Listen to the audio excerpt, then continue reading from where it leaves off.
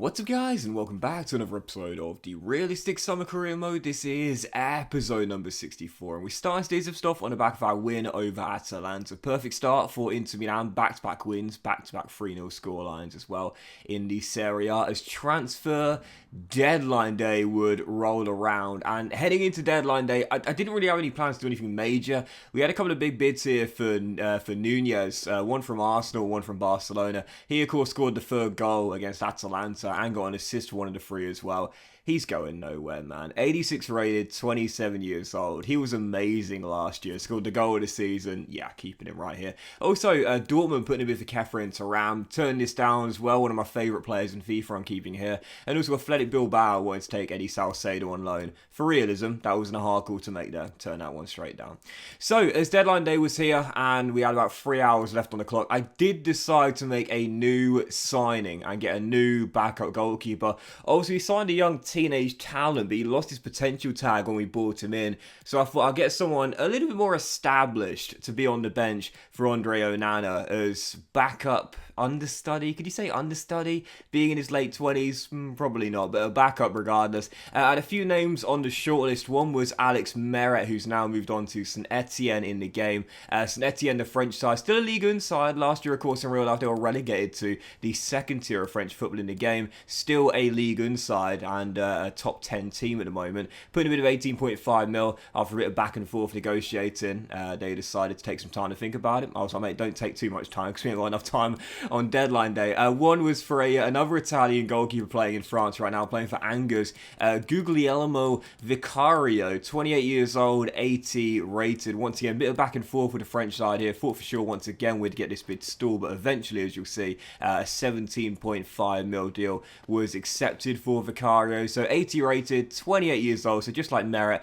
About the same age, about the same overall, and once we saw that St Etienne came back and said, no, deal has been rejected, they wanted 24.9 mil, I thought, you know what, okay, I'm just going to get Vicario. I did put a bit in for Perrine as well, but once again, the club wanted far too much. It's Sassuolo right now, Mattia Perrine, so in the end, I went for Vicario.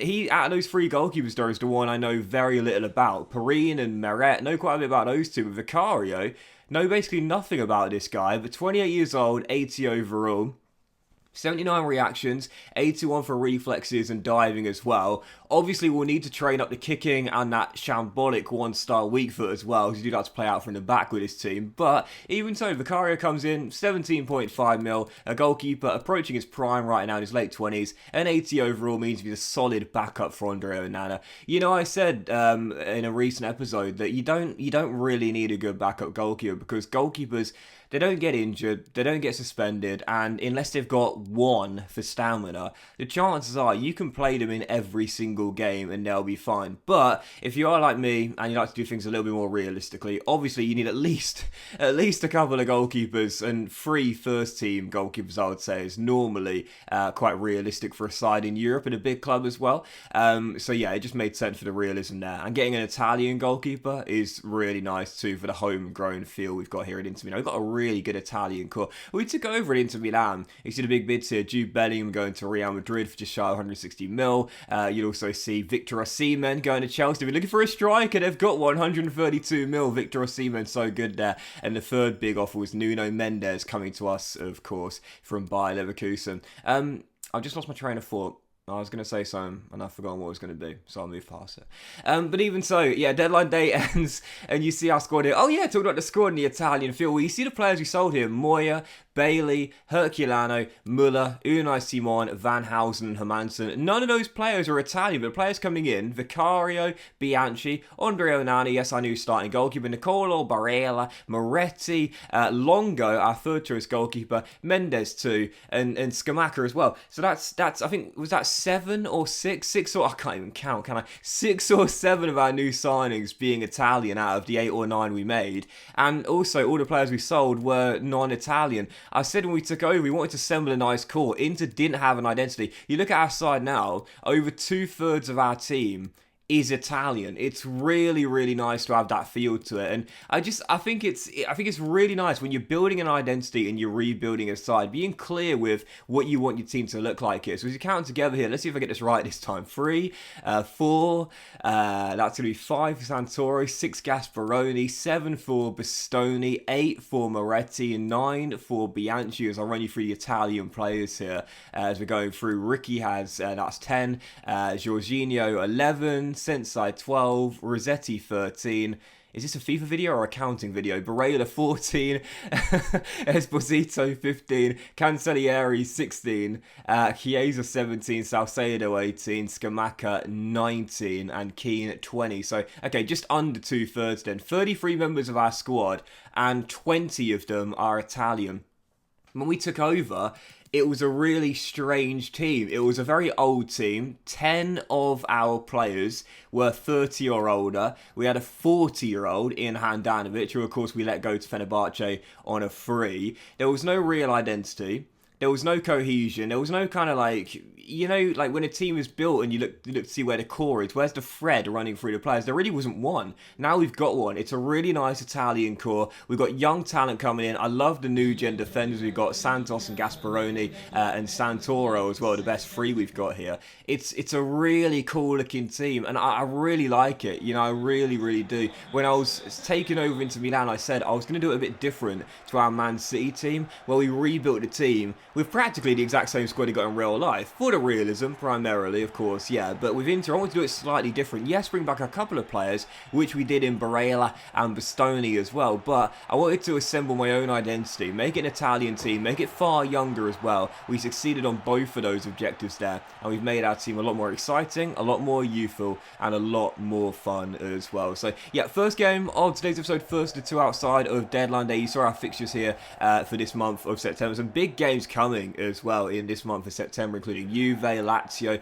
Champions League games as well in the group stage here, and starting off away in Tuscany against Fiorentina. Well, Federico Chiesa has got it out for his old club, man. He scored 2 goals against them in the Coppa Italia semi-final first leg at this ground, where of course he got his first goals for us as well, and then scored this goal, the opener, to make it 1-0. Right for the break, Fiorentina back on level terms. Tanguy and Ndombele, the French midfielder, levelling it for Fiorentina in Florence here, 1-1. Right for the break, trying to get back in front. Chiesa was just causing the problems for his old team. His header going just wide the post. Still tied at 1-1 at the break. I felt we'd a better team though, so in the second half I thought, if you keep on attacking, I'm sure I'll get that second goal. And as we come on the break here, 55 minutes in, brilliant crossfield ball by Denzel Dumfries. Mendes flicks it on. Chiesa offloads to Nunez, goes for goal. Great save, lovely quick counter attack, good stop, but still 1-1. But I knew the goal was coming. Even with just under 20 minutes to go, I still felt we were going to get a goal and win this game. You know those matches you play where it's like, even though you're still tired, even though it's a late game situation, you just feel you are going to get the winner at some point, regardless of how little amount of time you got. 90 minutes to go, we got it. And who got it? That man once again, Federico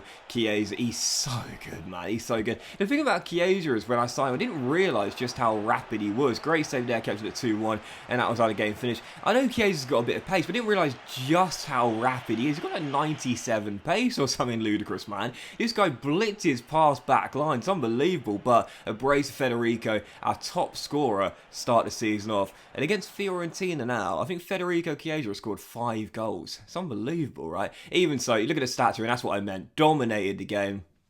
Fiorentina took up 1 shot in the game for Ndombele and scored for it. Had I not won that game, I would have been fuming. They were holding on to the ball quite well. They dominated possession, but every time I came on the break, Chiesa running in behind the back line, I knew I'd get the goals and I knew I'd win this game. So for the second and final game of today's episode here, now this was an interesting one because when the groups were drawn, I was like, oh yeah, I'll take that every day of the week. And you know me, man, like I always try and downplay it when I get drawn in a European group. And the main reason being is very simple. If I fail spectacularly, at least I can say, well, I wasn't expecting much anyway. But when the groups were drawn, I couldn't hide my excitement. Wolfsburg, Valencia, and KAA Ghent. With no disrespect to any of those 3 teams there, you'd definitely say with the team we've built here with Inter Milan, we are the strongest side out of the 4. I would say, personally, is now a 5-star team. So heading into the group opener, I was thinking, well, I've got to make sure I don't lose the opener, because that would be embarrassing after being so confident that we'd top this group with ease